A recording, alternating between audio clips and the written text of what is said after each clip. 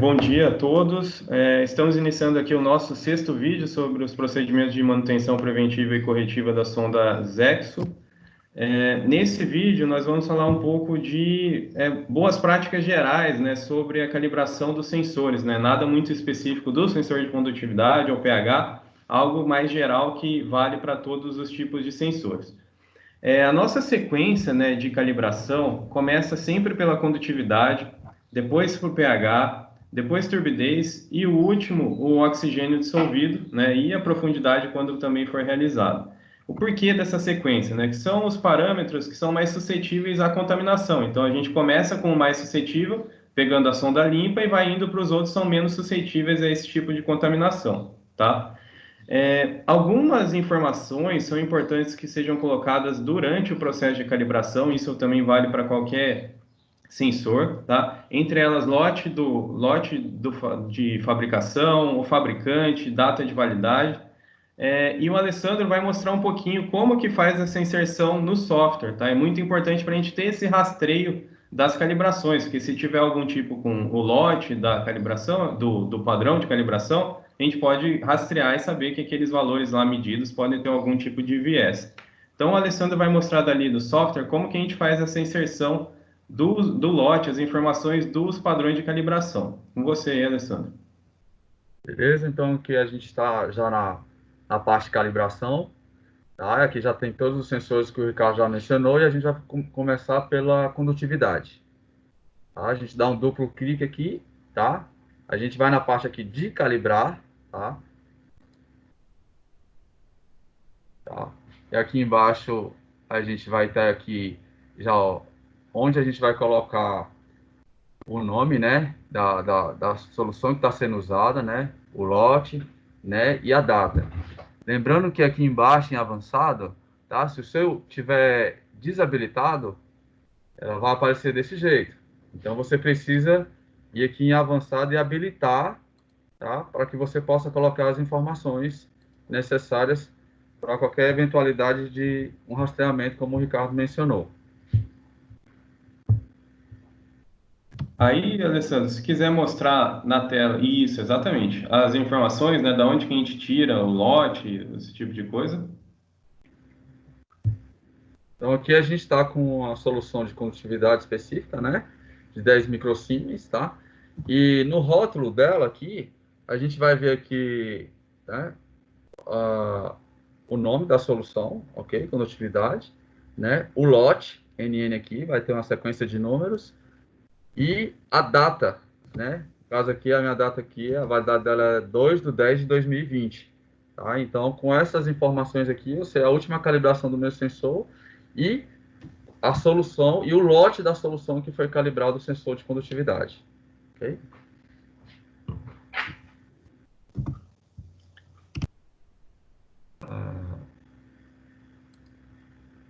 Aqui, né, a gente, como mencionou, a gente vai colocaria aqui, né, condutividade, né? Aqui a gente colocaria YSI, né, que é o fabricante, e aqui o lote, né, da solução de condutividade.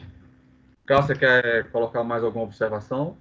No tipo pode colocar inclusive a concentração, né? Então, que é nesse caso aí que você está usando o padrão de 10 mil microsiemens por centímetro, né? Também pode colocar aí, tranquilo. Então, esse é um dos pontos interessantes, né, para a gente ter esse rastreio da calibração. E uma outra coisa que a gente gostaria de mostrar, né, que vale também para todos, em alguns momentos a gente testa a calibração de alguns padrões e o sensor não consegue fazer essa calibração. Aí pode ser o quê? Um próprio problema no sensor, na própria solução de calibração. Então, para garantir isso, o que a gente faz? A gente retorna aos padrões de fábrica, né? Então, eu vou trazer minha curva de calibração para o padrão original e tentar realizar novamente essa calibração. Então, esse é um passo que o Alessandro vai mostrar, né? Então, como que fazer a restauração da calibração aos padrões de fábrica, retornando essa curva original. Ok? Então, assim, eu voltei para a tela inicial, né, de calibração, tá? Dei um duplo clique aqui no sensor de condutividade. Aqui eu posso calibrar e aqui eu posso restaurar os valores de padrão de fábrica, tá? Aí aqui Você pode falar sobre isso aqui, Ricardo? Entre com calibração, com nota de calibração. Então, esse você pode colocar talvez o motivo que você está retornando. Não é nada muito específico, assim, mas no geral o sensor não calibrou, então você está retornando para o seu padrão de fábrica, é mais nessa linha. Então, você pode colocar observações que acha relevante para o motivo desse reset, tá? Beleza, a gente não vai fazer isso porque o nosso sensor está bom, ok? E não há necessidade de fazer essa restauração. Alessandro, aproveitando que você está com a tela já, outro ponto interessante, né, geral para todos os parâmetros de monitoramento é que nem sempre a gente aplica o ajuste da calibração, né? Se a gente faz a verificação nos padrões e está dentro de limites estabelecidos, né, que a gente considerou aceitável para aquela sonda, né, para aquele sensor, você não precisa aplicar o ajuste, você simplesmente vai registrar o valor inicial, né, e quanto que o valor esperado e quanto que a sua sonda está lendo, e não vai precisar aplicar um novo ajuste, porque aplicar vários ajustes você acaba fugindo muito do padrão de calibração de fábrica. Então a gente evita ficar aplicando sucessivas calibrações, sendo que a sua sonda já está fazendo leituras muito próximas aos padrões de referência. Então, Alessandro, se você puder abrir o nosso manual de procedimentos, lá tem a tabela, né, com esses limites para cada tipo de sensor.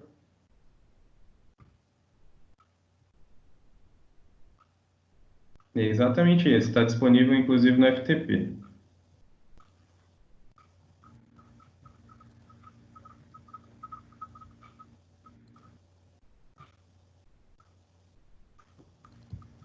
Esses limites a gente tirou inclusive dos guias lá de monitoramento contínuo do próprio SGS. Então a gente tem uma referência baseada já na experiência do Serviço Geológico dos Estados Unidos.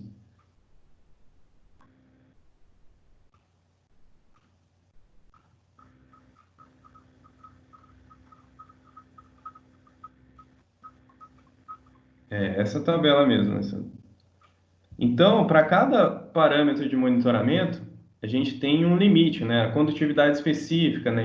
Com unidade microsiemens por centímetro, a gente considera aceitável mais ou menos 5 microsiemens por centímetro ou mais ou menos 3% do valor esperado, que é o valor que está lá no padrão de calibração. O oxigênio dissolvido, então a gente aceita mais ou menos 0,3 com base na tabela de saturação.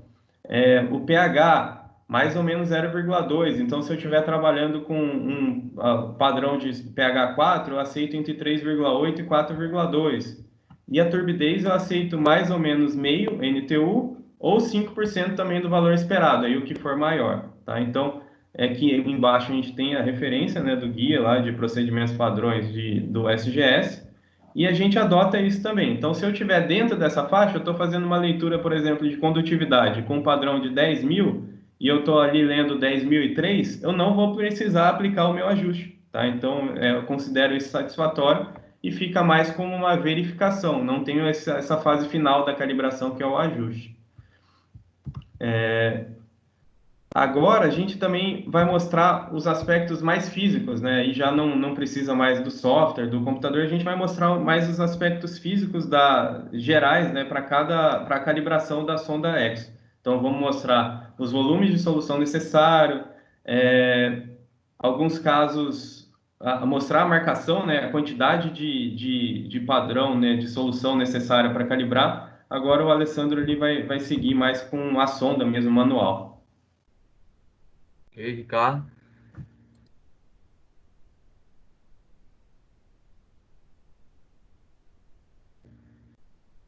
Ok, beleza. Então a gente está com a sonda aqui, né? Como o Ricardo falou, a gente vai mostrar aqui no sensor de condutividade e de pH, né?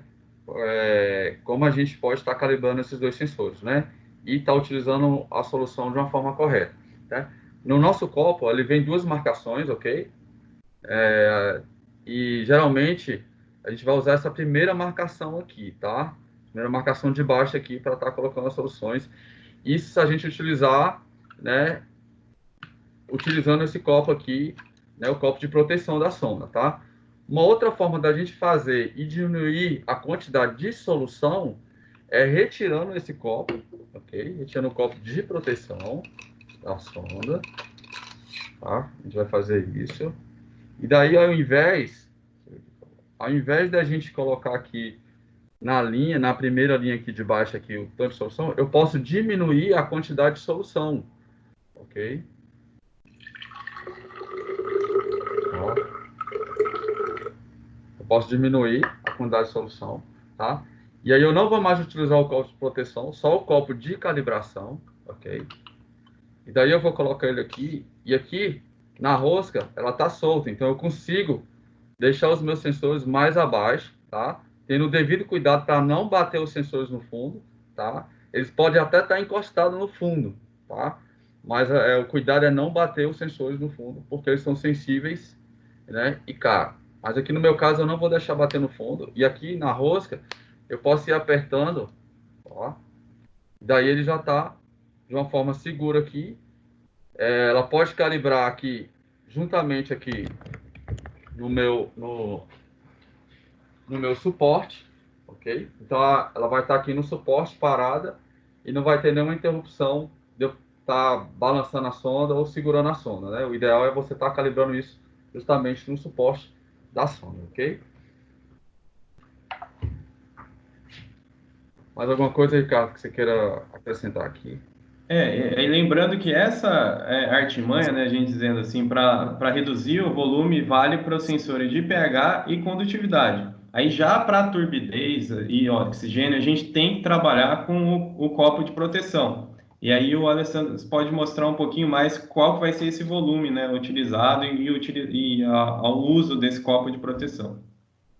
Ok. Então aqui a gente vai retornar, né, o copo de proteção da sonda de qualidade. Ok, a gente colocou o copo aqui. No caso, a gente vai colocar aqui a quantidade de solução que seria de turbidez para a gente estar fazendo a calibração do sensor, tá? A gente pode estar utilizando aqui na primeira marca, tá? Lembrando que o sensor de turbidez para calibrar ele tem que estar com esse copo, né? E no manual, muitas vezes, dependendo, por exemplo, na Exo 2 a gente precisa colocar algo que escureça mais aqui o nosso copo, tá? A gente nunca teve problema com esse copo, mas para garantir uma melhor calibração, se você quiser estar fazendo uma adaptação e estar colocando algo para estar escurecendo, ok? A gente pode também estar fazendo isso, tá? E aí a gente colocou a quantidade aqui para a calibração dos sensores, tá? Aqui todos os sensores estão mergulhados. Inclusivamente, o que importa para a gente aqui é o sensor que vai ser calibrado, que no caso seria o de turbidez, ok? E também, na calibração do sensor de OD, a gente também utilizaria esse copo, só que com todos os sensores secos, né? E com a quantidade de água de 2 dedos, ok? Ou seja, a gente colocaria aqui, né, a sonda seca e a gente não apertaria aqui, né, deixando a sonda solta, né, para ter uma estabilidade aqui dentro dos sensores, ok? E deixando a sonda aqui por um tempo até que estabilize o sensor de OD. Alguma coisa, Ricardo, você quer Não, tá comentar? ótimo, é isso. A gente conseguiu, então, nesse vídeo, dar um panorama geral sobre as calibrações, né? E agora, nos próximos vídeos, a gente vai ter uma abordagem mais específica para cada sensor, condutividade, pH, turbidez, oxigênio dissolvido e profundidade. Então, a gente encerra esse nosso vídeo por aqui.